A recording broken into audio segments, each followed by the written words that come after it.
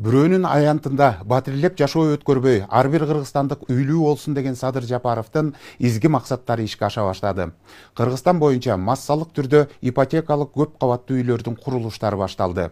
Расмий маалыматтарга таянсак, 15 миңдей адам кезекке туруп, мамлекеттик ипотекалык компанияга 81 миңдей катталып, алардын 30 миңине ипотекалык документтер ырасталган. Алардын арасында сиз барсызбы? Жок болсоңуз, бүгүндөн баштап аракет кылыңыз. Үңкүр да болсо үйүм жакшы деген кыргыздын накыл кеби эсиңиздерден чыкпасын. Бисмилла. Жалал-Абадта кезектеги мамлекеттик ипотекалык үйдүн курулушуна капсула салынды. Президент Садыр Жапаровдун демилгеси менен ишке ашып жаткан мамлекеттик ипотекалык программа айыл жерлеринде да ишке ашууда. Бул жумада Сузак районуна караштуу Ленин айыл өкмөтүндө көп кабаттуу үйдүн курулушуна старт берилди. Бүгүн ошол президентибиздин Камчыбек Кыдыршаевичтин жүргүзгөн саясаты ушул баягы көп кабаттуу үйлөрдү салуу боюнча иштер жүрүп атат. Буюрса 1-2 жылда биздин жарандарыбыз ушул муктаж болгон жарандарыбызга үйлөр берилет да. Жакшы кабаттуу үйлөрдөн салып, келечекте ушу биздин муундарга, биздин неберелерге кала турган жашагай үйлөрдөн болсун. Ушу Ленин айыл өкмөтү эмес, баардык элге шарт түзүп атат. Ушуларга тилеген ой максаттарына Алла таала өзү жеткирсин. Ипотекалык үйгө айыл өкмөттүн Винсовхоз айылынан 2 гектар 60 сотых жер ажыратылган. Көп кабаттуу турак жайда жашоочулар үчүн бүт шарттар түзүлөт. Мында унаа токтотуучу жай, балдар ойноочу аянтча, үйдүн ички ремонту эске алынган.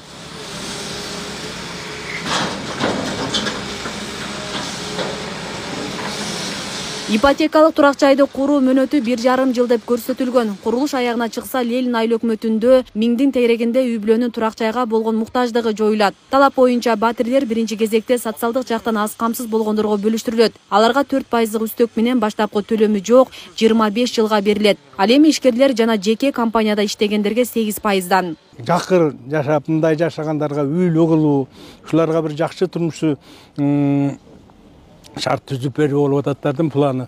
Мурунку президенттерибизди аларды айтпай эле койлалы, өзү менен өзү болду, кылганын кылды, алганын алды дегендей. Мына эми мына ушу биздин азыркы мына 2-3 жылдан бери иштеп аткан президентибиз Кудай кааласа ойлойбуз, келечекте Кыргызстанды көтөрөт, алдыңкы мамлекеттерге жеткирет деген ойдобуз. Эми ушу тез аранын ичинде бүтүп берсе, биздин балдарыбыз көптөгөн балдар миграция болуп, Москвада жүрөт, аякта жүрөт, биякта жүрүшөт.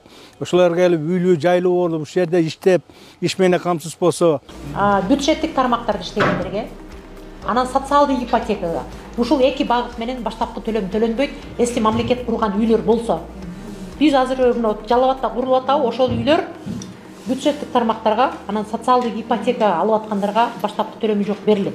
Ал эми жеке компанияларда иштегендерге, анткени алардын үй бүлөлүк кирешеси көп болуп эсептелет. Аларга 10%дын тегерегинде баштапкы төлөм калтырып атабыз. Жеке компанияларда иштеген жарандарга 8%дан 12%га чейин көтөрдүк биз. Анткени инфляция деңгээли өсүп атат да, ошондуктан биз көтөрдүк. Ал эми КФW программасында азырынча 8% менен турат. Бейле кетсек, ипотекалык үйлөр аймактардан биринчи болуп Жалал-Абадта салына баштады. Учурда облуста 9 кабаттан турган 4 кабаттуу үйдүн курулушу жүрүүдө. Садыр Жапаров тарабынан көтөрүлгөн демилге калкты арзан турак жай менен камсыз кылуу максатында ишке ашырылууда. Буга чейин УКМК башчысы Камчыбек Ташиев дагы Жалал-Абадтагы турак жайлардын курулушу менен таанышып, тиешелүү жетекчилерге тапшырмаларды коюп кеткен. Ар бир квартира максаттуу бөлүнсүн. Анан кийин квартиралардан таанышы бар, тамыры барларды келип алып кетип калбасын. Именно нуждающийся и ипотеканы төлөй ала тургандарга бересиң. Сиз менен кошо мамлекеттик ипотекалык компаниянын менен кошо бөлөсүңөр да, анычы. Кыдыршаевичтин атайын буйругу менен өтө дыкат текшерилет. Өтө тегиз жакшы каралып, өтө муктаждарга биринчи очередь ветерандарга, муниципалдык кызматкерлерге биринчиден ошолорго бөлүнөт, анан элге муктаж болгондоруна да каралып, электрондук список дегенибиз бар, аны карайбыз. Ошол менен элибизге баягындай жеңичинен тааныш пааныш кылып бөлүнбөгөнгө аракет кылабыз. Учурда ипотекалык программа аркылуу турак жайлуу болууга ашыккандар көбөйдү. Мындан улам жерлерде мамлекеттик ипотекалык компаниянын шарттары тууралуу маалымат жыйындар уюштурулууда. Ипотекалык программага 21 жаштан баштап катышууга болот. Алуучунун үй бүлө мүчөлөрүнүн наамында турак жай болбошу керек. Кезекке турууну уюлдук телефон аркылуу да ишке ашырууга болот. Мурунку турак жай программасында 55 жашка чейин болчу. Биз 60, андан кийин 65, былтыркы жылы декабрда 70 жашка чейин пороговый возраст деп коесу. То есть 70 жашка чыкканга чейин ошол жаран ошол ипотеканы төлөп бүтүш керек. 70 жашка чейин узартып койдук. Бул деген нерсе, если пенсияга чыкса, бирок иштесе, пенсияга чыккан жарандарды алса болот. Мисалы 55ке чыккан жаран 14-15 жылга алса болот. 70. Жок, наракта дагы убакыт бар да, ооба. 60ка чыккан жаран 9 же 10 жылга алса болот. Ушундай да. Алар уже 25 жылга ала албайт. Ушундай.